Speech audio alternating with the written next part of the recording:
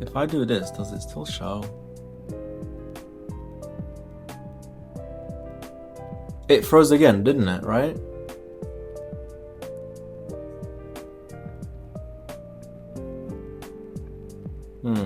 How about now? Hey, Chadley. Ah, we hit TP, guys.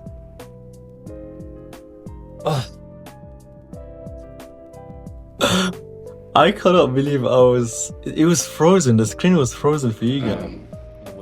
And Luke, I mean, you could go ahead and short from here on the hourly changeover, but you may take some fucking heat, man. It could be that it doesn't do a huge wick and it just forms the hourly civvy and just prints. But the way that it went to 520s and now we're like 80 points down from there, Yeah. that's pretty telling. You've closed in half the range. We're probably going to go for the lows now. Like, shall we go for an entry right now or at the hourly changeover? You could scale in now, and then wait for the hourly changeover to put your full size on, or you could just wait for the whole thing. It's at your choice, whatever you want to do. I'm in 2 micros right now, guys. I agree with Chadley. I was gonna explain the high time frame again, but I'm gonna just put the levels I draw already, so we can base our trades on that, and I'll explain again afterwards after this trade. So here we see our levels again. All these orange lines are targets. We already met four of them, all 4. We're just looking to see if we can get more.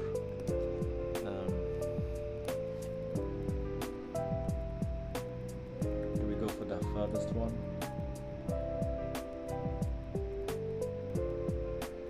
Just treat any adverse moves against you from here, like even up to 500s and 510s, just treat them as opportunities to scale in. Or if it gets really severe and fucked up and we hit 530s, 540s, 550s, you'll want to just reposition and short again from the 50s and 60s.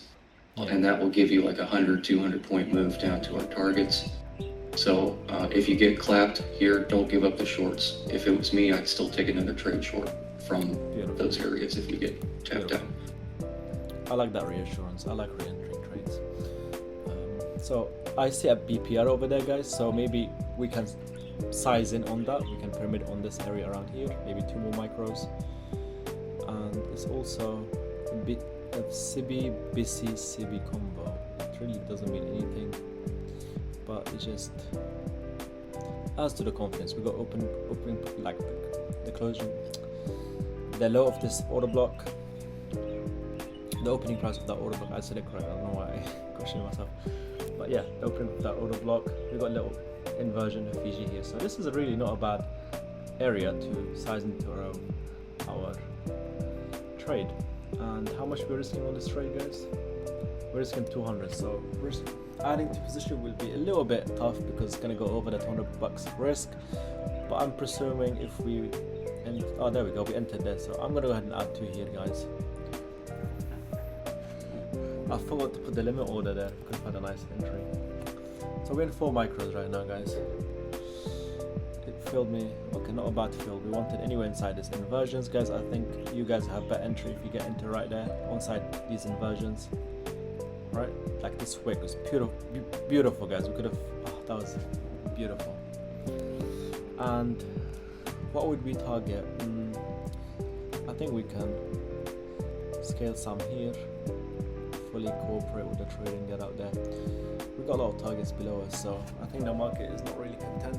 It's bouncing a little bit left and right because we just bounced from previous weekly mid, and first presentation printed on the 3-minute worked beautifully. Another inversion right there. We got end dogs, multiple end dogs, which probably trying to hold the price down. But if I'm correct, maybe it can go even way lower, all the way to the midpoint of this end dog. This is a huge end dog. We missed it by a few ticks. It's at 417. Is that what you're targeting, Chadley? 390s, 380s. I'm looking at the 1 hour chart. 390s, okay. So we targeted the low hanging fruit, the midpoint of this end dog. Yeah, so the hourly rejection block, the first entrance to the top of that, you'd probably want to scale out. And then you'd suffer a little bit of a bounce, and then it should go to the quarter and then the CE of that hourly wick. And then obviously the weekly low is the target there. Oh. Or the daily, September daily low. Beautiful.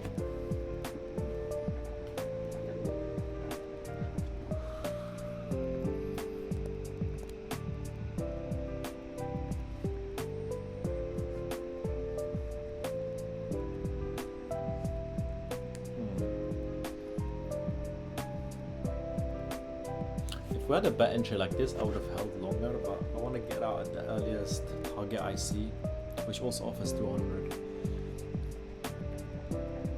Especially that our risk now is about 300-ish. Can you risk a little bit? Maybe hold some runners.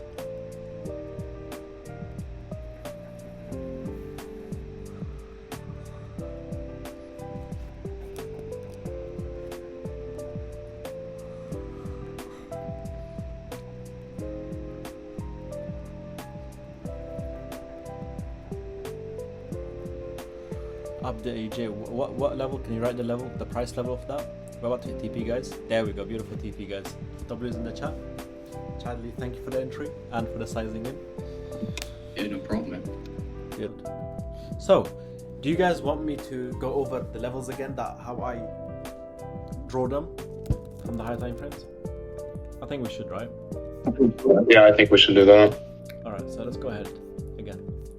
So, as you guys can see, always start with the weekly, right? This should not take you longer than like 20 seconds, 10 seconds per time frame, okay? So if there's like 5 time frames, it should not take you more than a minute, right, to do high time frame analysis.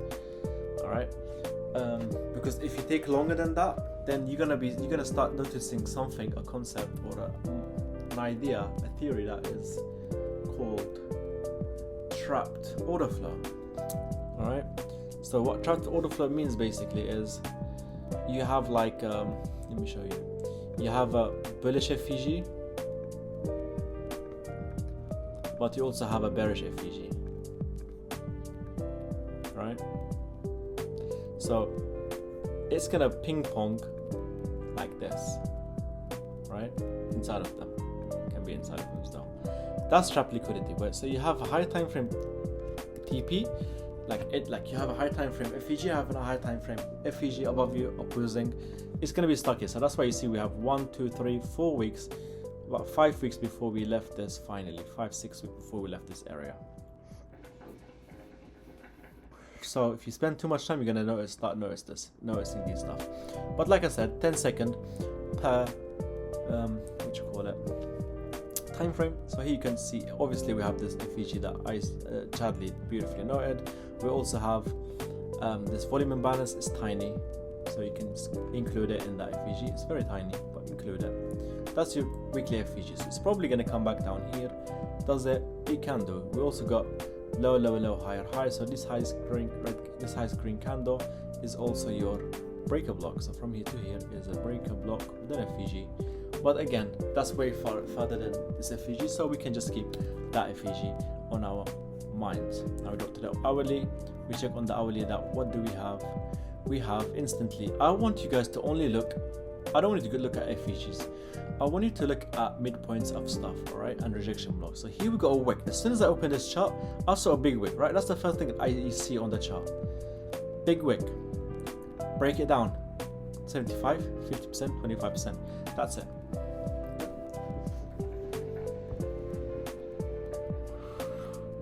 That's what you should be looking for first. That's the daily. Now we drop to the 4 hour. 4 hour, we do the exact same thing. Oh, we got another wick.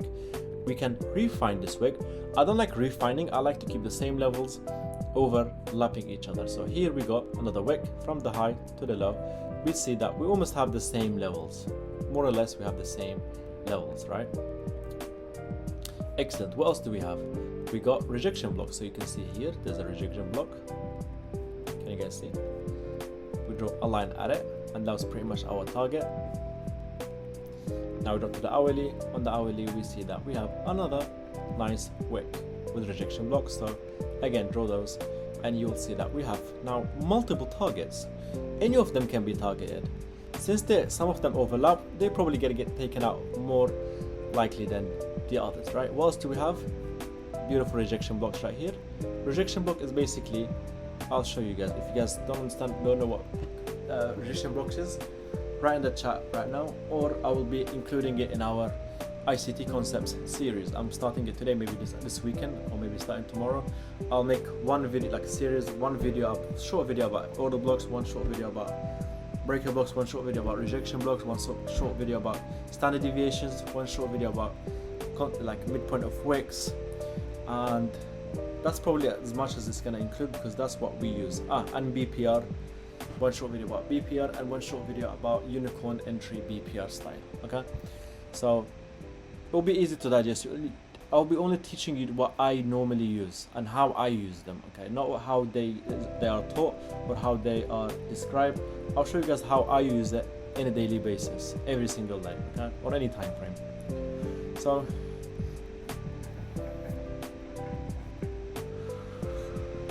okay, and so then this comes back down. It almost touches but doesn't come back into the breakaway gap. It'll do its little thing, and then you'll get, so measuring gaps form halfway to obvious targets that have not been delivered yet. And fine, measuring gaps.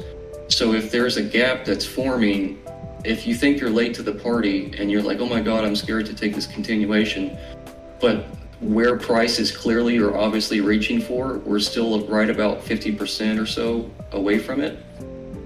That's pretty good of an indication that you're seeing a measuring gap that will be respected, and you can just take a continuation entry off of that. So that's what measuring gaps are used for. Breakaway gaps occur after long periods of time distortion or consolidation. So if we are moving out of consolidation with displacement very strongly and it just leaves a gap behind, or several gaps and doesn't touch them at all, or even better, if it comes in and tries to IOFED but still just can't, and then we move away with strength, that's a breakaway gap. That's your first sign that, okay, maybe I'm in the good part of a MMXM that's playing out. It's still long in this sweep strategy trade. It's still in play.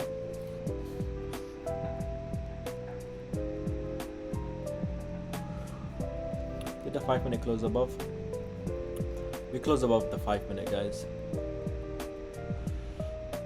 Now for me to start looking for longs, I would like a small retracement, maybe into a 15 minute FVG. When closing this 15 minute in 17 seconds, we'll be forming a BPR here with the bullish FVG as well. Okay, it's in the chat.